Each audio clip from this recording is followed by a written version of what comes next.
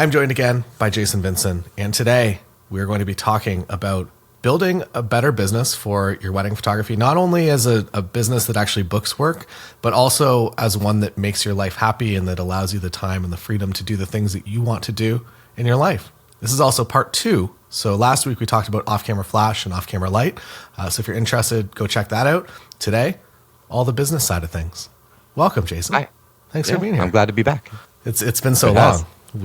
Spoiler alert, we recorded these 2 podcasts back to back. They were very different topics, so we decided to split them out.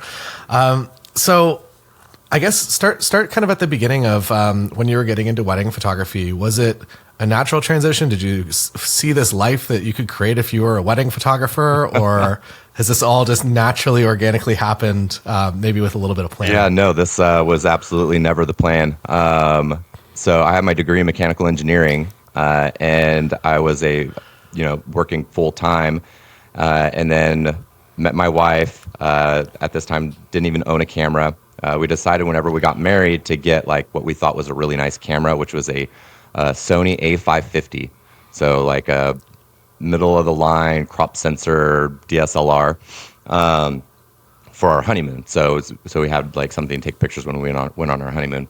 Got back from our honeymoon, and one of her friends was like, "Oh, I like your photos from the honeymoon. Will you take our family photos?" And we're like, "Okay, well, that could be fun, sure." So we had one camera body and a kit lens and maybe like a nifty 50. And we went out and shot this family session. And so like I would take a couple photos, and then I would give the camera to my wife, and like she would take a couple photos, and then I would get an idea, and then I would take, so we just like pass the camera back and forth. And we did that for a while. Like after we shared those, like someone else asked us, and it was kind of like, the story that everyone says, right? Never planned on it. People kept asking. And then eventually someone's like, "Oh, will you shoot our wedding?" We're like, pump the brakes, like, hold on. We've never done one of these before, just so you know.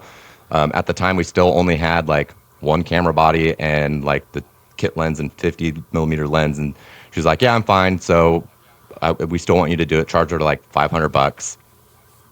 Went out, bought a new camera, 2 lenses, probably spent like quadruple to 10 times the amount of money we were making bought like 2 Sony A900s, the first full frame Sony DSLR, bought a 24-70 and a 70-200, and went and shot this wedding. But even then, like if I was shooting, like those were the only 2 really lenses that we had. And so like on the dance floor, someone had the 24-7 and someone was stuck with a 70-200. So did that for a while, and it just kind of slowly evolved. It was one of those things that we didn't have to do a ton with because it was just a side hustle. So it was a side hustle thing for a long time, until about 2017. And at this point, I'm using all of my vacation days to shoot destination weddings. And I had the opportunity to go shoot a wedding, or not a wedding, to go document the Holi Festival in India for 2 weeks. But I didn't have any vacation days, so I put in a request for time off without pay. They told me no. So I put in my 2 weeks notice 2 weeks before my flight left to India, and I've been full-time ever since. Damn. Yeah. There's a lot of, so there's some very interesting things in there. One, you've been Sony since the beginning. You might be the only one. No, I did have a brief love affair with the Nikon D750. And then I went to Fuji for a little bit, and then went back to Sony. But I did start off Sony. Yeah, I feel like you're one of very few. Yep. So I feel like that's a nice story. I feel like for I have some street cred now. Sony marketing. and 2, I think you're the only kind of husband-wife duo that I've ever heard of that actually started at the same time. Usually it's one partner dragging the other partner in, or someone's just on the business side. But it's really cool that you were legitimately like sharing a camera at a shoot. Yep. I feel like that's not a thing. I feel like that's like a YouTube challenge now. It should be. Yeah. So very cool. Also, I guess the hardest part, I think, at least from what I've heard, is like quitting your full-time job to go full-time into wedding photography. And it's nice that you had a very hard break, because I feel like that's like maybe not a sink or swim moment, but definitely to go full-time, you need a bit of a push. And I'm happy you found that. It was something that at that point, I really, really did not like my job. It was just sitting at a cubicle, testing programs and stuff like that. Like it was super, super boring. Not what I went to school for. And so I didn't need like a huge push to be out, but insurance, 401k, like those are pretty big motivators. And so I definitely needed like a little bit of something to get out. Finance wise, were you making enough that you felt comfortable, or was it still a scary, scary time? It was still scary because like I was making enough to get by, but it was also, like a side hustle thing. So it didn't get enough attention to be a full-time thing. So it's kind of one of those things like I had faith that it would be, like, obviously if I made the plunge. So it's still like a jumping off the cliff and hoping the parachute opened kind of thing. But like I haven't had a parachute on. So What does so you've left your job, you go to India, you have an incredible time, and you come back, and what does that next 6 months look like for you? Is it just full time trying to make this business your full time replacement income, or yeah, what does that look like? And I mean, at the time, my wife was still working full time, and shooting weddings with me on the weekend.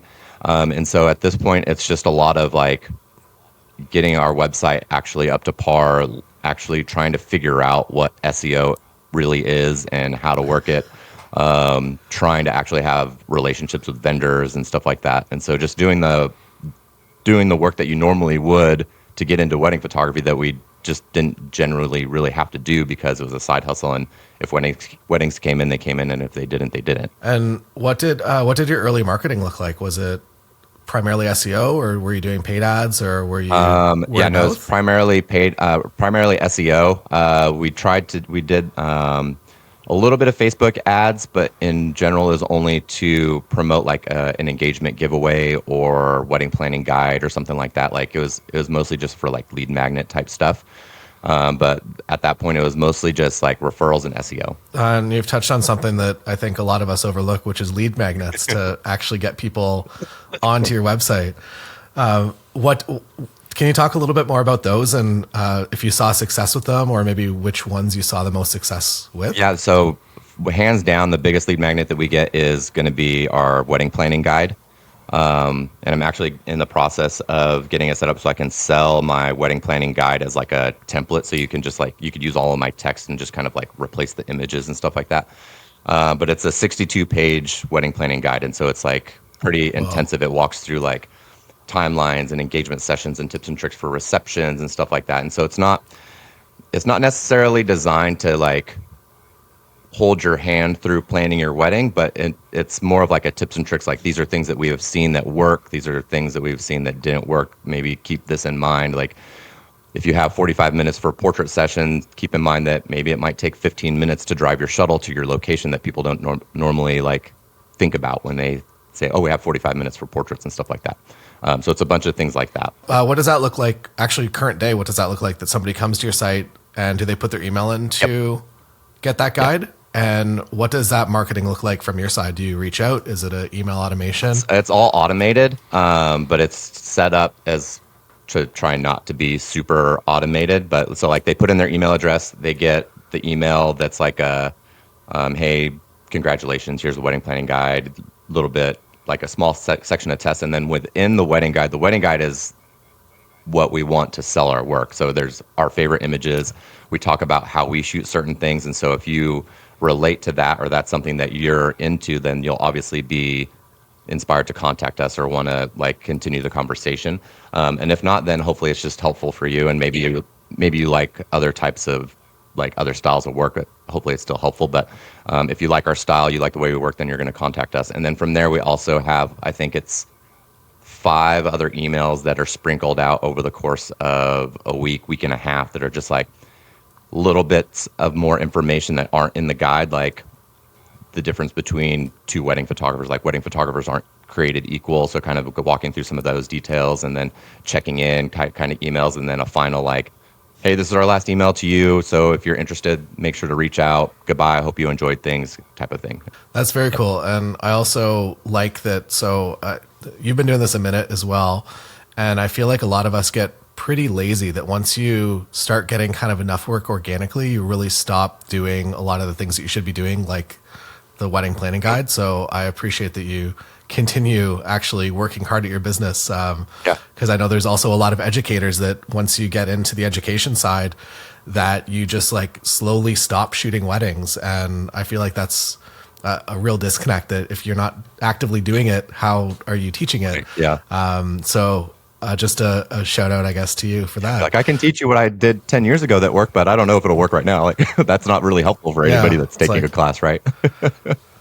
No. And that's really, really cool. So current day marketing, what does it look like for you in terms of leads? Where are you getting most of your leads and or wedding conversion, the bookings from? So the wedding planning guide is a big one. And then the next biggest one is probably going to be our venues page. So we have like a top 20 wedding venues in Northwest Arkansas page that highlights basically like our 20 favorite wedding venues in the area. And so if you just Google Northwest Arkansas wedding venues, like we're the number one page that shows up. Even if you Google like a certain venue in the area, sometimes we outrank the actual venue because our page has more information, more details, more relevant stuff that people are looking for than even venue pages have. And so we get a lot of traffic from that. And then from there, I put a lot of effort into just kind of like evergreen SEO content that people are just constantly searching for. So trying to think about what couples are searching for before they're searching for photographers. So obviously venues, but like even before they're getting engaged, like I have posts about date nights in Northwest Arkansas. I have posts about planning honeymoons in the area, tons and tons of content, even stuff like mountain biking, because mountain biking is a big thing. So I have like the best places to go, like the top trails and things like that. Just like anything that people might be searching for that's before the wedding. And so if it has to do with like dating or planning proposals and all of that stuff, like I have content for it. That's incredible. From like the SEO side of things, how much of it was technical? Like obviously you have to kind of learn a little bit of what you're doing, but it sounds like a lot of the content there's just so much value in the actual content that it will just organically outrank anything else that maybe has a technically better SEO. Yeah. So huge shout out to the guys at Fuel Your Photos. So Corey and Dylan. They're amazing. They're like everything I know about SEO was learned through them, and they have a course that I bought that is fantastic. I don't even have like an affiliate link, so this is like just true. Like I love their stuff. So if you want to get into SEO, like I teach a little bit in my workshop of stuff that like I learned from them, and I 100% shout them out. And I've kind of like tweaked a little things to make it work in a different way for me. But everything I've learned is through them. Yeah, but definitely technical, knowing like how to set up your links and your headers and how to format everything and stuff like that. But then also it's just a lot of like keyword research, like what are people searching for, what in your area is popular, and just always thinking about like what are people searching for before they get married. Yeah, I think one of the biggest or the hardest parts for here is I was deciding on like what kind of main keyword do I target? I live near a city called Kitchener. Kitchener is a little bit bigger than Waterloo. And it's like, do I use Kitchener wedding photographer, or do I use Waterloo wedding photographer? And then it turns out that there was kind of some city conflicts, that there's a Waterloo in Iowa and a Waterloo in Quebec as well. So it's like kind of maybe not the best keyword to target, whereas there's only that kind of one Kitchener locally. Yeah. And you can target all of them.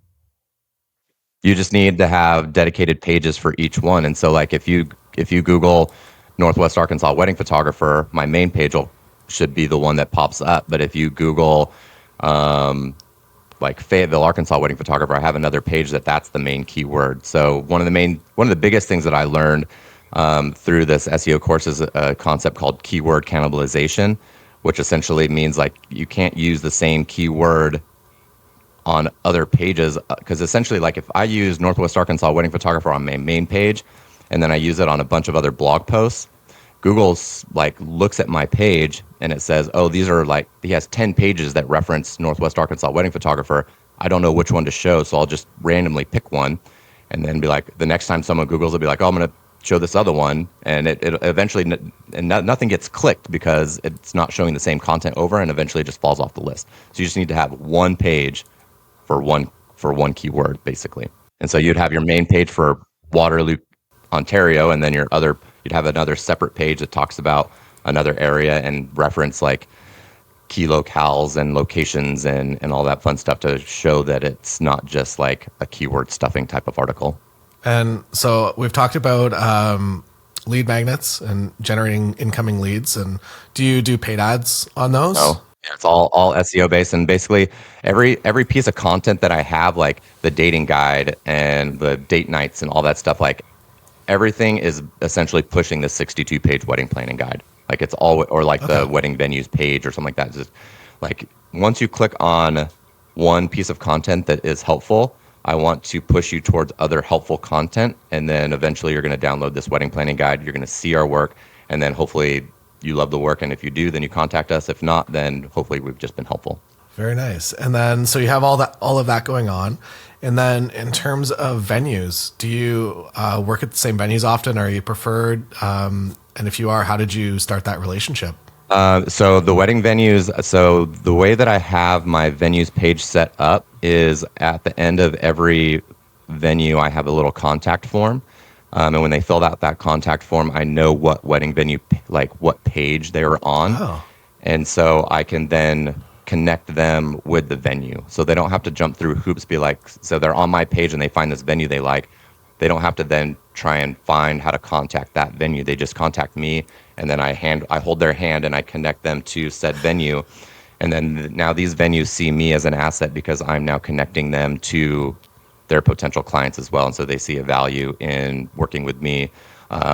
Most of the venues that I have featured on this wedding guide also link to me on their main pages of like, hey, we're featured on this top 20 wedding venues page, go check it out. And so they're backlinking to me, more SEO stuff. So there's backlinks and all that fun stuff tying to the guide to make it better, to have more relevance. Damn, I think of all the people that I've ever talked to, you have the best incoming like lead generation business that I've experienced. So hats off to you. All right, so now you're booking your 115 weddings per year because of all your incoming. What is the happy place for you? Is it 20 weddings a year? Is it 30? I like to be in the for a higher price point? 15 to 20 range. Yeah, because that's enough that I can be like good, busy, but I still have enough time that I can do stuff like this, Patreon, education, workshops, conferences, working with brands, things like that. How did you scale up your pricing from the $500 that you originally charged for that first wedding? Just slowly and steadily, just trying to figure out like we have a local group here in Northwest Arkansas that is just kind of like all professional wedding photographers and vendors and stuff like that. And so we just did like a little survey. And so I just wanted to make sure that I wasn't at the midpoint, but I didn't necessarily want to be at the highest point. So I just kind of randomly picked a price point within there.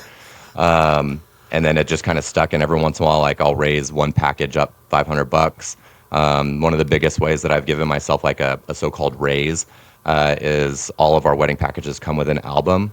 And it used to be an album with 20 spreads. And so the way I gave myself a raise is that I cut it to 10 spreads, because most of our couples get like a max book. And so I know that now every single wedding, they're going to pay for an extra 10 spreads that the past couples didn't. Or we used to charge like $50 a spread. And so then I raised that price to $65 a spread or $75 a spread. And so the main package price didn't go up, but some of the peripherals went up or down in terms of deliverables. And so it's kind of like an offhanded way of giving myself raises and raising prices without actually having that barrier of entry go up. Can you educate me? So I'm somebody that I sold albums for a long time. I sold them pretty much. I wouldn't do like a big pre-design. I didn't really make any bonus money. What does your album process look like? So you offer people in the package. They just get number of slides. They get an album with every single package, and then it comes with each album essentially comes with 10 spreads, and then I just design a whole bunch of spreads, and then we sit down together and we meet, and then they decide what spreads they want to keep. We move images around. We do they have a very hands-on approach to their album design, and so I'm very big on couples getting the book that they want, telling the story that they want. Whereas I know a lot of wedding photographers, like they design the album and you get what you get, or you maybe get to do one revision, and then other than that, you're kind of paying. And so couples don't really get a say in what their book looks like. And so the way that I do it is they have a very hands-on approach to what they get. At that point, they just pick what they want. And so that's kind of like the non-pushy way to sell albums, is because they're choosing what they want, knowing exactly how much adding spreads is going to cost. And what software do you use to make that easy? Fundy. 100% Fundy. They have an auto designer. Okay. I just got a link yesterday to the new version 11 beta that's coming out in a couple of weeks. I'm excited to test that because it's going to not only more automate the album design process, but as well as wall art and stuff. Because wall art is something that I don't really push too much, which I want to start pushing a little bit more. So that this is going to make it a little bit easier. But Fundy makes the design process a lot easier, as well as kind of that meeting where we move images around and spreads and stuff like that. Yeah, I was blown away. So I tried the beta of that.